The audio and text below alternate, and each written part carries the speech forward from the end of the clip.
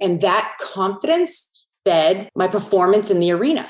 I walked into the arena with a little more pep in my step, a little more, I can do this, and people are paying attention. So that circle really, it happened. Like I felt it. I felt a difference. I saw a difference. And it may have just been, in my mind that there was a difference, but it made for better results in the arena.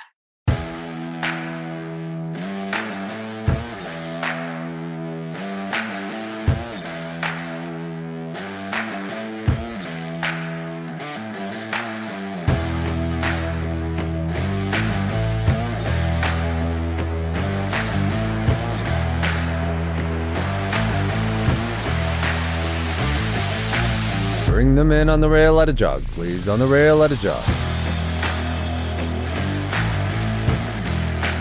Welcome back, everyone, to another episode of On the Rail podcast. Super excited about this guest. I know all of you will relate and understand this woman that we have on today. Very prevalent in our industry with all of the latest news. So without further ado, I'll let her introduce herself and kind of her current involvement with the horse world and where she started from and things like that. Well, hi, this is Suzannah. Thank you so much for having me. Really appreciate it. I'm a big fan of what y'all are doing and very honored to be here. So I am the co-founder and I guess these days is executive vice president of Go Horse Show, which is an magazine, and then Landon and I started almost 15 years ago. And so I grew up in the San Francisco Bay Area where there were no horses. My parents were not horse people at all, but I literally came out of the womb, horse crazy girl, could not stop with the Breyer horses and just horses. And finally, for my 6th birthday, my mother looked at my father and said, find her a horse to ride. I can't take this anymore. And so my father found a place in the Berkeley Orinda Hills. It was about 15 minutes from my house. And it was a public boarding stable that had a really strong lesson program. And gosh, I was immediately at home. It was just the greatest thing that ever happened to me. And I loved every second of it, wanted to be on a horse as much as I humanly could be. And by the time I was 8, had been convinced that this was it for me. And they bought me just the greatest first horse. They paid $400 for him. And then the next thing I knew, we were showing and had the bug, and I've never lost it. So that was many years ago, and it was exactly where I was supposed to be. And over the years, they tried to get me into gymnastics and dance and ballet and musical instrument, and every single time I was like, nope, horse. So that's how it all started. Did anybody else in your family ever get into horses, or you're still just? I was an only child, and my parents made it very clear to me that it was because I was an only child that they were able to give me the time and the resources to do what I was able to do. But growing up showing in California was fantastic. We did some quarter horse, but the really big circuit was the open shows. And these classes, I remember being in a 9 and under class national. And there were 100 kids in our class, 15 splits. I met my very best friend in the lineup. She's still my best friend today. She was the maid of honor in my wedding. I was the maid of honor in her wedding. And I met her in the lineup when we were both 8 at the Junior Grand National. And just shows what the horse industry can do for being able to have wonderful relationships that last a lifetime. Absolutely. So I know you're a pretty big sports aficionado, and I believe you worked for ESPN at one time. So what is your background, and how'd you get in so heavily to sports things? And then maybe tell us a little bit what it was like to work for ESPN. Growing up in the San Francisco Bay Area in the 80s was a really great time to be a sports fan. And my father was a huge sports fan, and he, my entire life, had tickets to the 49ers, to the A's, to the Giants, to the Warriors. And that was his passion, was going to sporting events. And he would always take me with him when I wasn't at a horse show. So I kind of grew up, half on a horse, half at a sporting event. And it was something that he and I were able to do, bonded together. And it was time that he and I had together. And in that time, very, very, very quickly, I became obsessed with sports. And I have over the years, I've learned I have a really photographic memory for statistics and odd, crazy, just things that nobody should need to know. But that's just the way my brain works. So I remember I was 10 years old watching Gail Gardner, who was the first woman broadcaster at ESPN. And ESPN had just launched a few years before that. And I remember being 10 years old and looking at my dad and saying, that's when I grow up. And he, okay, honey, you can do whatever you want, like by all means. But then I spent the remainder of my waking moments just obsessed with working at ESPN after I graduated college. And fortunately, I was able to make that happen. I'm straight out of college. The funny part of that was that when I did eventually land an interview, which was crazy in and of itself, thinking, okay, they're going to ask me, where do you want to be and what do you want to do with your life? What can you bring to ESPN? I was fully prepared for all of that, like a typical job interview, right? But it turned out that my interview was an hour of sports trivia. I'm like, okay, I've got this. But in the back of my mind, I'm like, oh my gosh, this is crazy. And so I spent an hour grilled on, the starting lineup for the Seattle Mariners and crazy stuff. And I walked out of there thinking that very well, because there was definitely one question that I didn't know the answer to, and I kind of BS'd my way through it. And I was like, oh, I blew it. I just ruined any opportunity I ever had to work at ESPN. And fortunately, too much longer, got a call to move to Bristol, Connecticut, and can you be here Monday? Began almost 10 years of working in Bristol, Connecticut at the mothership, as we called it. And it was a phenomenal experience that I wouldn't trade for anything, but it was definitely not its challenges, but really just an experience of a lifetime. So what did you actually end up doing for them over the time you were there? Yeah, so I started, they bring you on as temporary employee for 6 months I guess they call it a temporary production assistant. So, but throughout the years, eventually evolved into being a producer. And I worked mostly on SportsCenter, on NFL game day, NFL primetime, outside the lines, but live shows that you still see every day on ESPN. And I got to travel quite a bit for that. Got to do some really fun stuff. It was fantastic. I moved me to Charlotte, North Carolina to start their NASCAR coverage, a live show covering NASCAR. And that was a phenomenal experience to be able to be like side by side drivers. And at the time, NASCAR was much more accessible to everybody. And the drivers were really wanting to give us tons of access. So we got to do some things with that. Is there any one crazy or super fun story you can recall off the top of your head? There's so many highlight of it, more than one specific interaction. But the highlight was getting to work with just some of the most brilliant, talented, incredibly inventive people. I mean, in the 90s, ESPN was just so fun. And we had so much fun.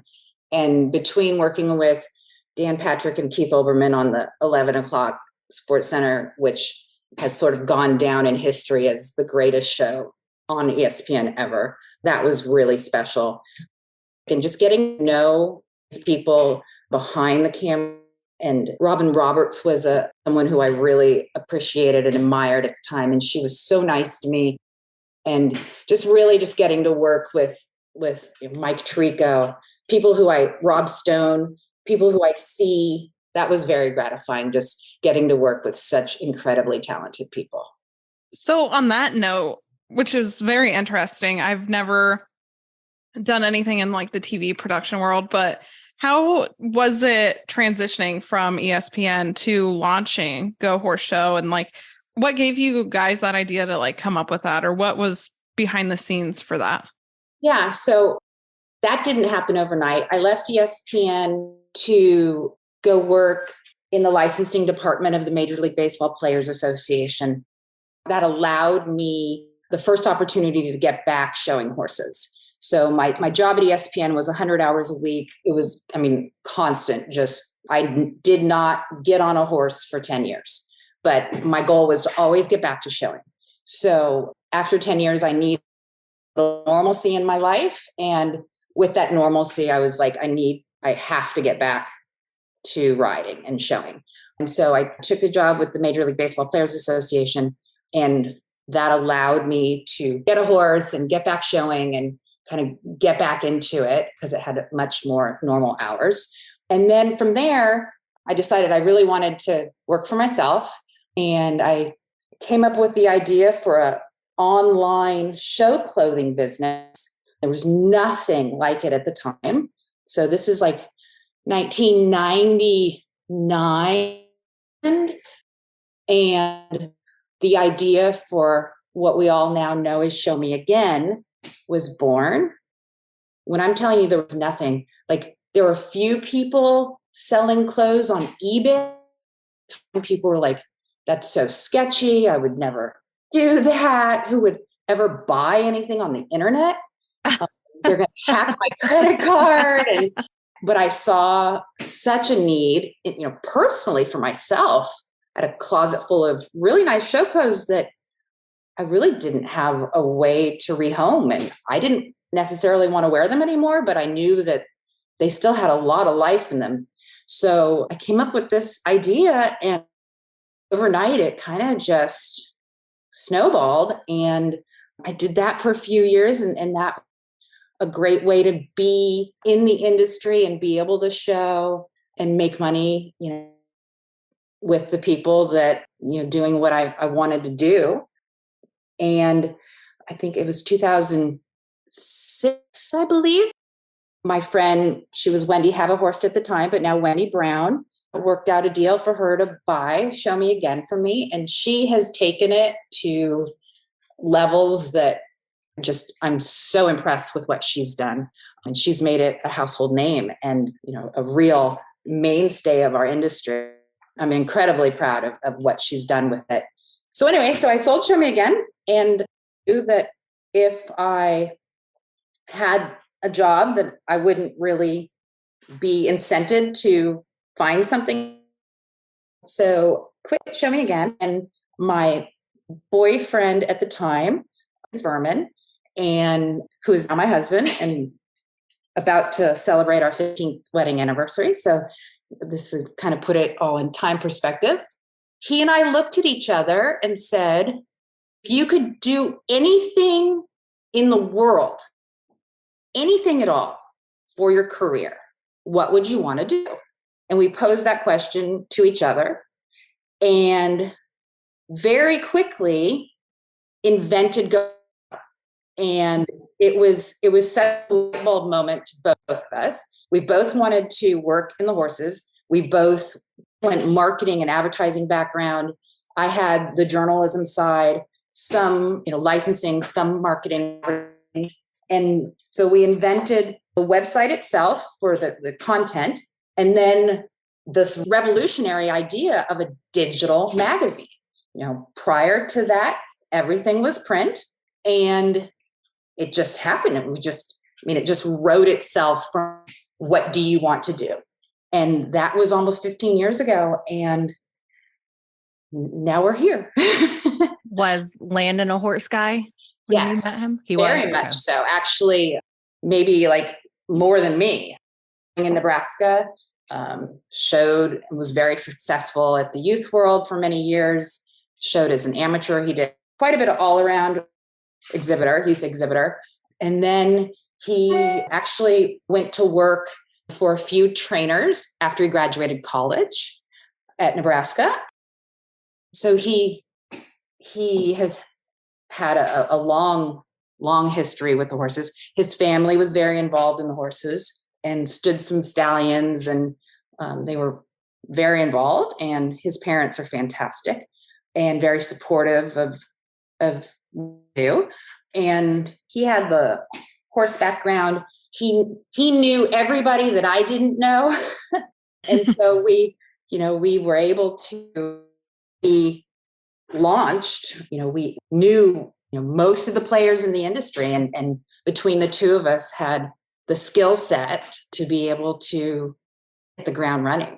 And little did we know how fast it would take off and where we were going with it.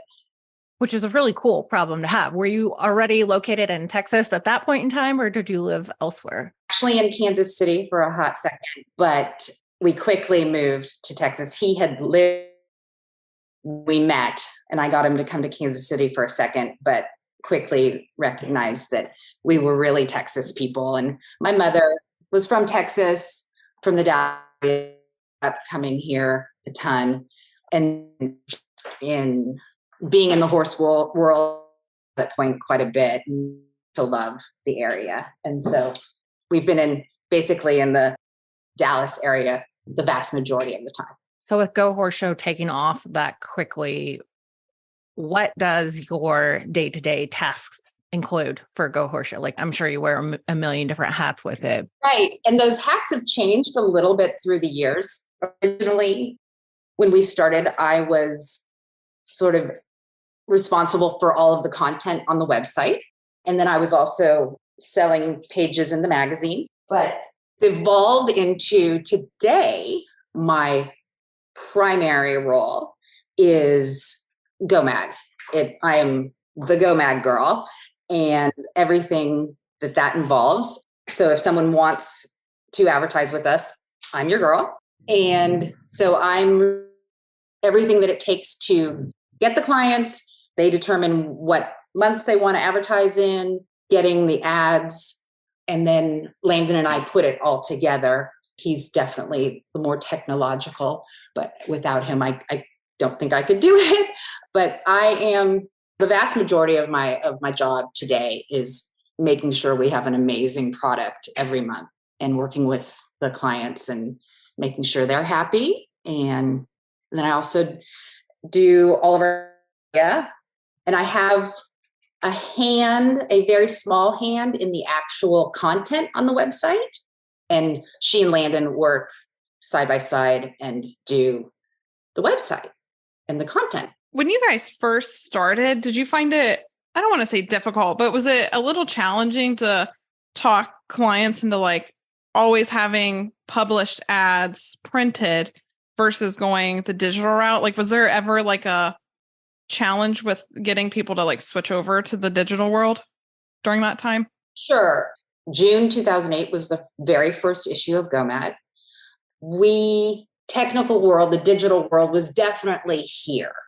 The horse world tends to be a little bit behind, or we found it to be a little bit behind in that, but most people got it. Most people, if they were advertising, they were paying exorbitant money to be in print. And we offered, and in 2008, the world, or at least the United States, was in a terrible financial depression. And the horse market crashed.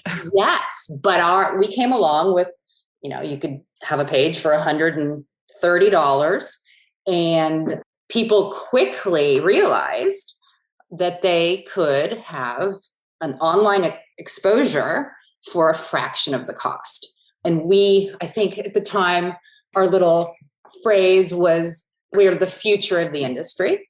And I'm happy to say now that you can drop the word future, but There was some pushback from the digital in the very beginning, more with the older set, the kids and the moms, and pretty much got it quickly. The amateurs, they got it, and they saw what we were able to do at a fraction of the price.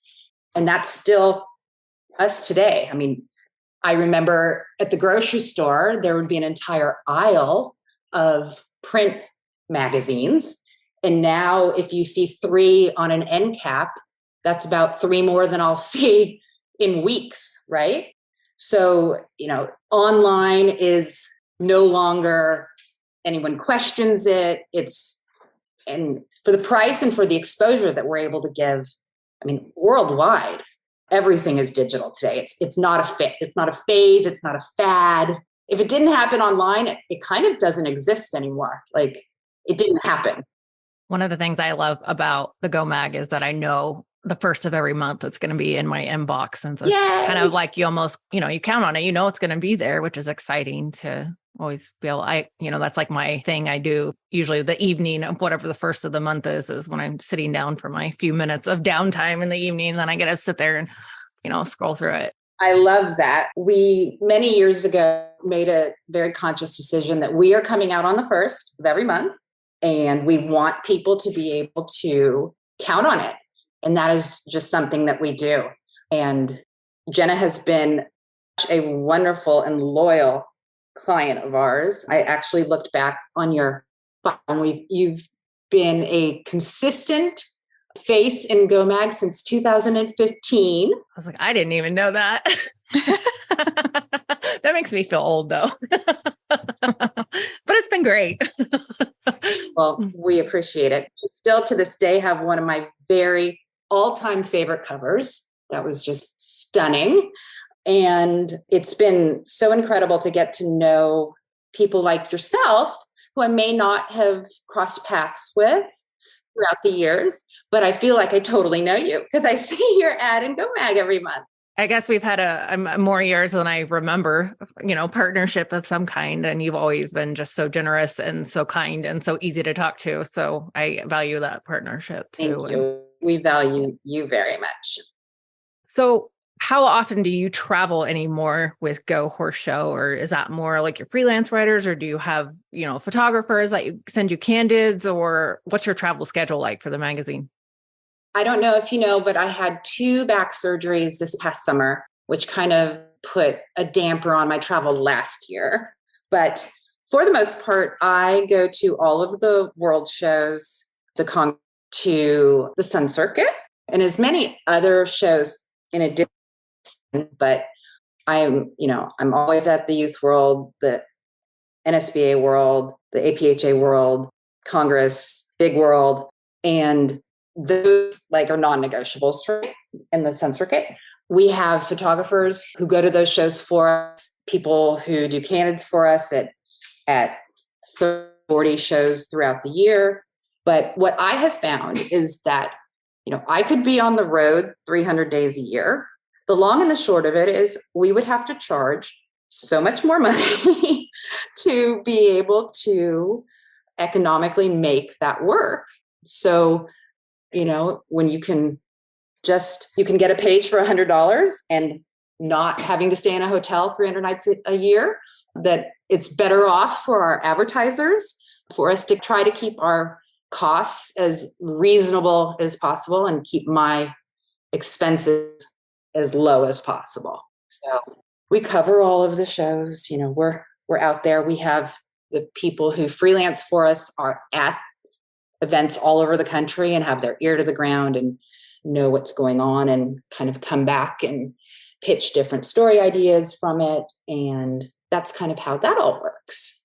I was wondering how you got some of your article ideas, but if you have access to so many of these people, like you said, all over the country, then there's always something going on in the horse world. It's just whether or not, you get to hear about it. But you guys always have the best articles too, that are actually either fun and informative just to get to know somebody better, or informative from a standpoint where they actually really apply to, all of us crazy horse people and whatever we're struggling with. Thank you. I am amazed at, after all of these years, I believe we have written over 9,000 originals. I am amazed that we are able to keep coming up with new ideas.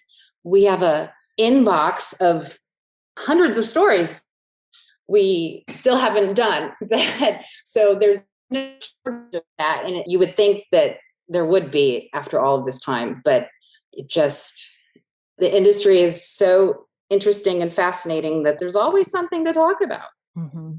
It's ever evolving and changing. Yes, That's for sure. So on that note, how many writers do you guys usually have at a given time? Yeah, so it varies.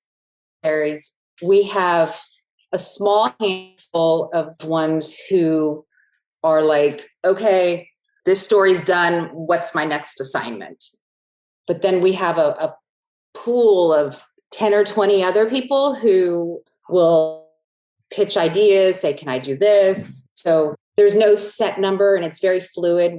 During the summer, we get interns.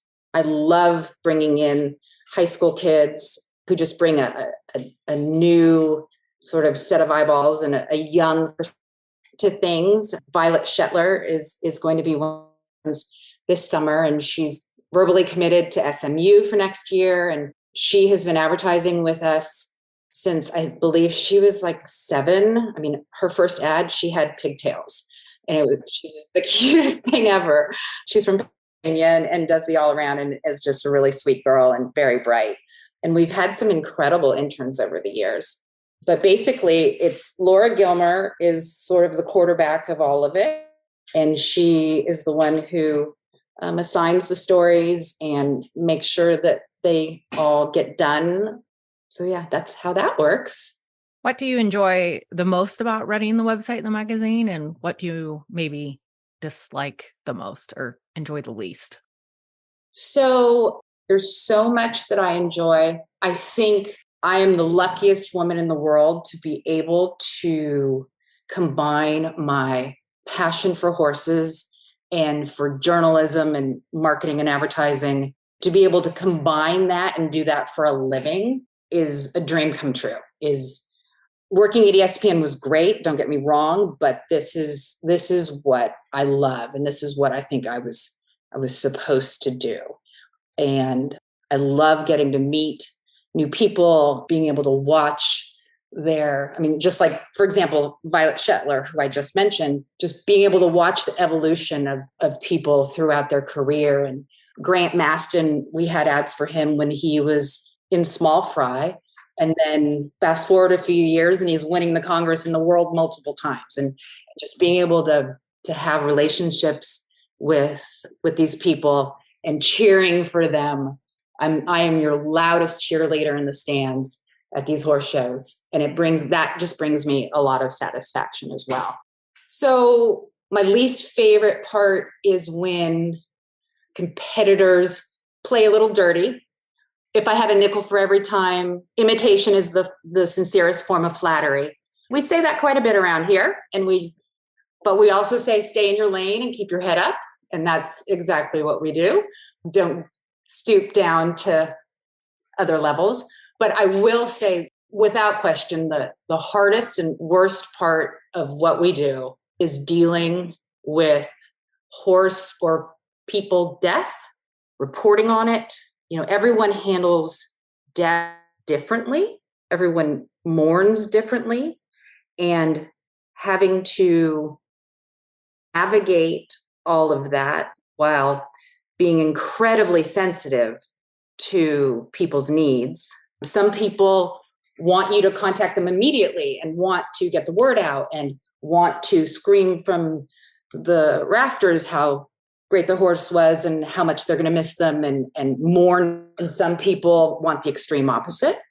And it's such a sensitive topic. And having gone through it personally, having lost some really wonderful horses, I completely understand all the things involved. But that is my least favorite, just death in and of itself, of course, and trying to navigate all of that with the people who are involved. Yeah, actually, that's something I kind of never really thought about that much for you, as the operator of Go Horse Show and Go Mag is, you do report news for sure. So there is that negative side of it. But most of the time we're like, oh, it's fun and horse shows and new things happening in events. But I could totally see where that would be. Yes. It's challenging, and ever want to do is offend anybody by what we do or don't do. So we've learned through the years how to the best way to navigate all of it, but it's never fun. And my heart always for the people involved in it. It's challenging. Definitely the roughest part, I could imagine. So let's see. Let's go a positive way. What would be your favorite show, or let's just say time of year that you like covering the horse shows? Is there anyone in particular that you absolutely love to cover? Well, I love being at the Sun Circuit for the weather. Everybody's so happy. It's, everybody gets to ride outside. It's a great, really kick off the year. And end of July to November, it's our Super Bowl for 5 months, right? I absolutely love the youth world. It is, from the standpoint of what I get to do for a living, is really, really a highlight for me. I love that energy and the emotion. And those kids work so hard and they put it all out on the line. And I love them all too. I used to love showing at the Congress. It was my favorite show to show at. You either love the Congress or you hate the Congress, but I love being there now. And the ring circus of all of it just keeps it really, really fun and nonstop the entire time we're there. And then I love all of them. But so to specifically answer your question, really the end of July to November is the heart of every that we do. But the getting there before that is really fun too. Like we're really feeling the energy right now, and people really excited for the year and get to see new people come out with new ad campaigns for the year. And I love seeing that. I love the energy part of the year. So when December rolls around, do you feel like you kind of come up for a breath of air finally after just being buried for the last 5 or 6 months? And it's certainly not just us. I mean, the entire industry takes a deep breath, but then can't sleep on these stallions. New set of clients and new set of ads and a whole different feel. And the babies and all of that I love that too. So yeah, so December, January, February is mostly all about the breeding, but the horse shows, there's still some really good horse shows during that time. So we can't take our eye off of that. But yes, we do take a little bit of a deep breath in December. We 10, which is nice. It gives all people a couple of weeks off as we run the top 10 stories of the year. That's something we've done, I think, from year one. And that's a great way to sort of look back on the year and remember all of the things that happened that people cared about. Yeah, I always enjoy seeing those too. Would you say the industry has shifted in any way in the time you've been running Go Horse Show? Absolutely. And it's primarily because of the internet and because everything is digital. I mean, the difference today versus 2008, the access that everyone has to the industry and things like doing today. You couldn't do that, 15 years ago. And so what has changed? Digital. It's definitely taken over all of our lives, I think. Like you can't go a day without being on your phone. I know. And trust me, I've tried and it's impossible. I don't know what we did before these phones, but yeah. And, like whenever we get on an airplane, I play Spot the Magazines. And, you used to get on an airplane and people would be reading a magazine. That was just what you did to kill the time. And now you get on an airplane and everybody has their phone, their iPad in their face the entire flight. And I'm like, this is a microcosm of our world. say that same thing about like waiting rooms and doctors' offices, or, there used to be magazines on the Yes, tables that exactly. everybody has, and there still is a lot of places, but nobody's reading them. Everybody's Nobody's got their reading head them. buried in a phone. Yes, you're in your phone. And I still have a little bit of leftover COVID. A lot of people may have touched that, and I don't want to touch True. Very, very valid. Yeah. So, how valuable do you feel like advertising is for just like your average exhibitor? Do you have any input on that? Absolutely invaluable. I could not emphasize that more. It is such an important piece. I look at whether you're a multiple world champion or just getting started, it is such an important piece of the puzzle. You have to have the horse tack, the trainer, within reason. You don't always have that, but those are, important pieces. But the advertising piece is so easy, and we make it so affordable. I can't emphasize more how invaluable it is. And I can personally speak. So after I took 10 years off and nobody had any idea who I was, I came back and was like, okay, I need and want to advertise. And the difference between my confidence before I was advertising and while I was advertising, my confidence when I had so many people saying, I saw you in a magazine. Wow, your ad was really cool. And, oh, I didn't realize you had congratulations. And that confidence fed my performance in the arena. I walked into the arena with a little more pep in my step, a little more, I can do this. And people are paying attention. So that circle really, it happened. Like I felt it. I felt a difference. I saw a difference.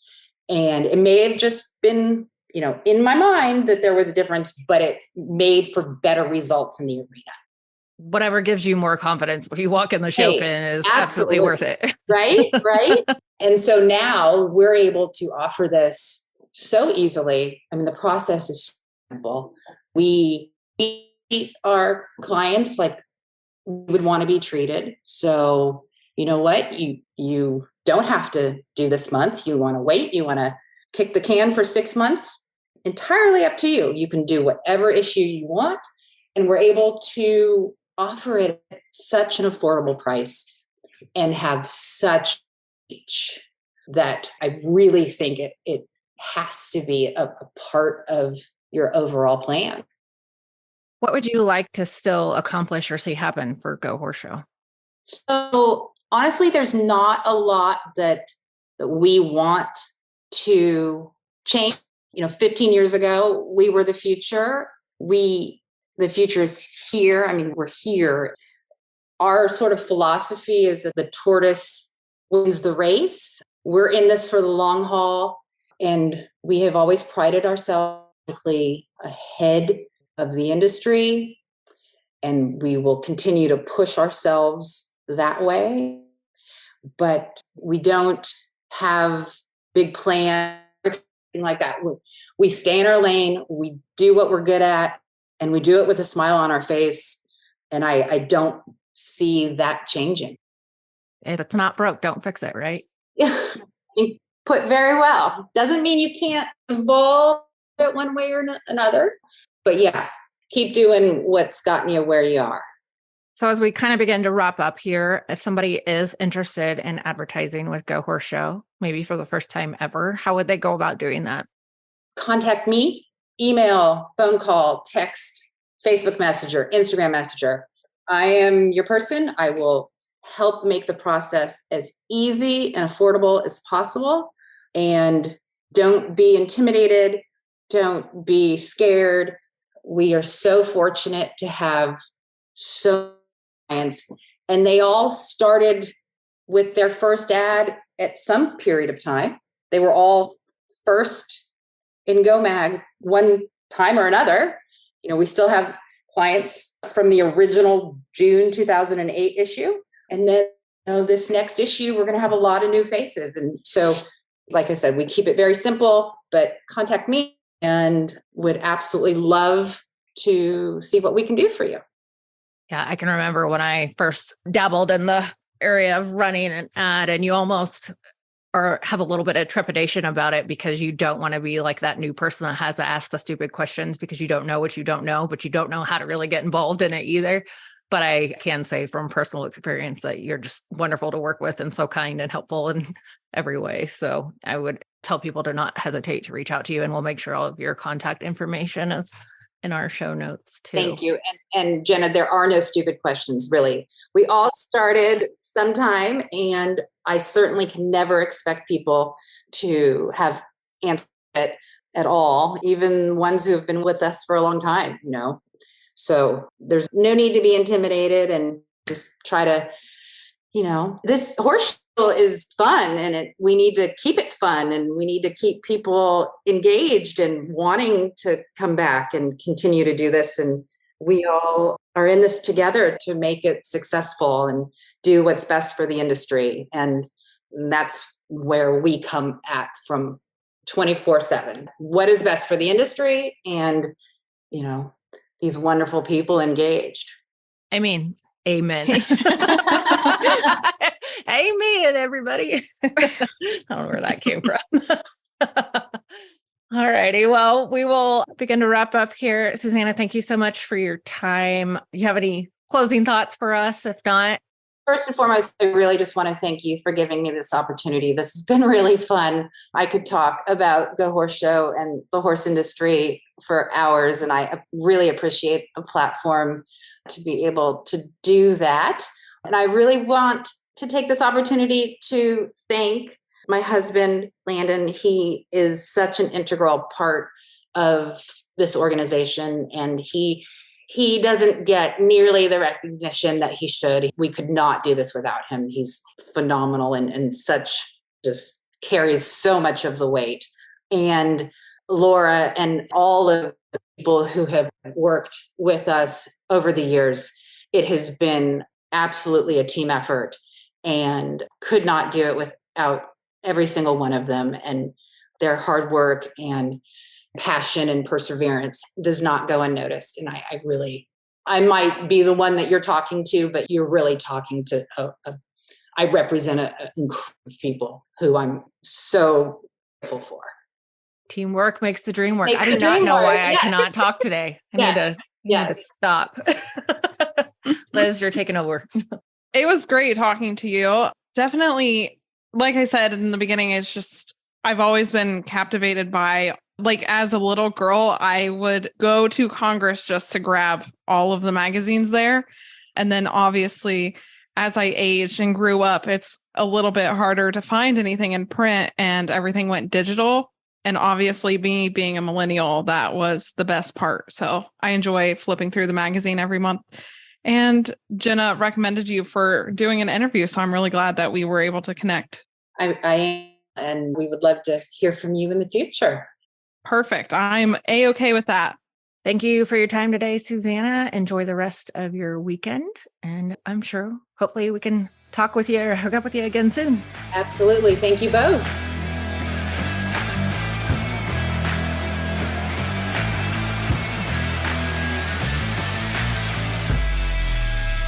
All right, that'll be your class. Bring them in and line them up.